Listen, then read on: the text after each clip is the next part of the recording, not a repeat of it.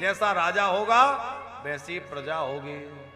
इसलिए राजा में धार्मिकता का होना बहुत आवश्यक है।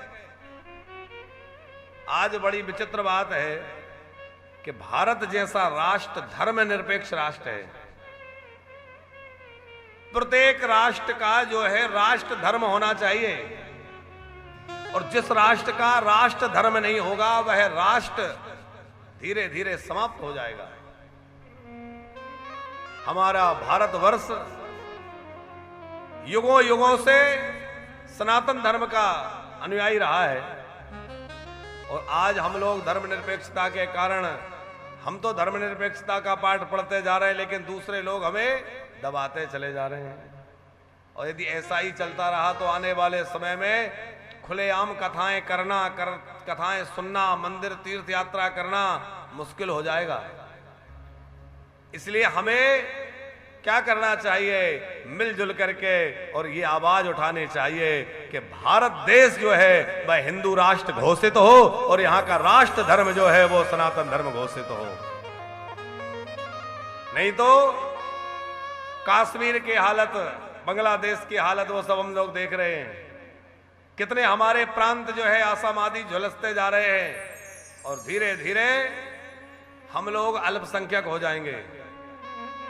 ऐसा भी समय आने में देर नहीं लगेगी यजेंद्र जी, क्योंकि हम लोग तो अब हम दो, हमारे दो से भी हम दो और हमारा एक पे आ गए है, और वहां होड़ लगी है, कौन कितने कर सकता है बढ़ाने में। तो धीरे धीरे स्थिति क्या होगी, धीरे धीरे हम लोग अल्पसंख्यक हो जाएंगे, और जिस दिन अल्पसंख्यक हम हो गए उस दिन प्रधानमंत्री भी उनका और मुख्यमंत्री भी उनका और सब कुछ उनका। और फिर क्या होगा,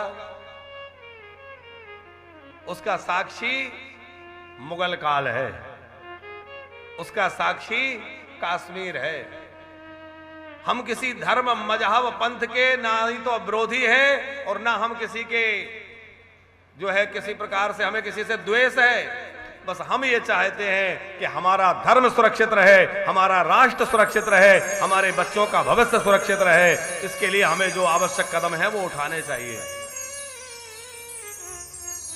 जिस राष्ट्र का कोई राष्ट्र धर्म ना हो वो कैसे चलेगा, क्योंकि राष्ट्र की नीतियां जो है वो धर्म के आधार पर चलती हैं। अब धर्मनिरपेक्षता के कारण सब धीरे धीरे समाप्त हो रहा है। लोगों में धर्म का, पाप का, पुण्य का कोई डर नहीं रहा। पहले हम लोग सुनते थे जब छोटे छोटे थे, बोले भैया ऐसा मत करो पाप लगेगा, ये मत करो पाप लगेगा। अब पाप और पुण्य की बातें बच्चे समझते ही नहीं। धीरे धीरे वो बातें समाप्त होती जा रही हैं। हो रहा है कि नहीं भैया? एक और बात हम आपसे निवेदन करें कि बच्चों को डॉक्टर बनाइए, इंजीनियर बनाइए, साइंटिस्ट बनाइए, जो मर्जी बनाइए, पर उसके पहले एक अच्छा इंसान बनाइए। उनमें धार्मिकता हो, उनमें संस्कृति हो, और उनमें मानवता का आदान हो, मानवता उनमें स्थापित हो। जिस राष्ट्र का कोई राष्ट्र धर्म नहीं होगा वो कैसे चलेगा? तो भगवान की ही कृपा है। यथा राजा तथा प्रजा, यदि राजा अन्यायी होगा, अधर्मी होगा, तो प्रजा में भी अधर्म की वृद्धि हो जाएगी। अच्छा, वर्तमान काल में आपने देखा होगा कि लोगों का धर्म के प्रति रुझान बढ़ा है। यजेंद्र जी लगा है कि नहीं ऐसा? कोरोना काल के बाद समझिए या कुछ वर्षों से मंदिरों की भीड़ बढ़ गई, तीर्थ यात्राओं में लोग ज्यादा जाने लगे, भागवतों की भीड़ बढ़ गई, तो कहीं ना कहीं धार्मिकता बढ़ी है। उस सब के पीछे क्या कारण हो सकता है?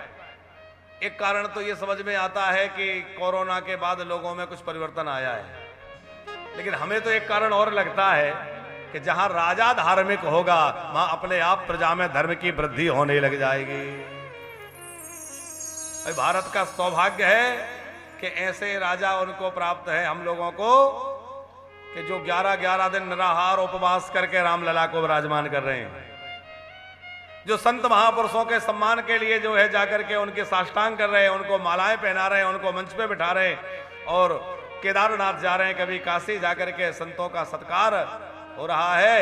ये संतों का सत्कार नहीं है, ये सनातन का स्वाभिमान जाग रहा है साहब, ये सनातन का स्वाभिमान है।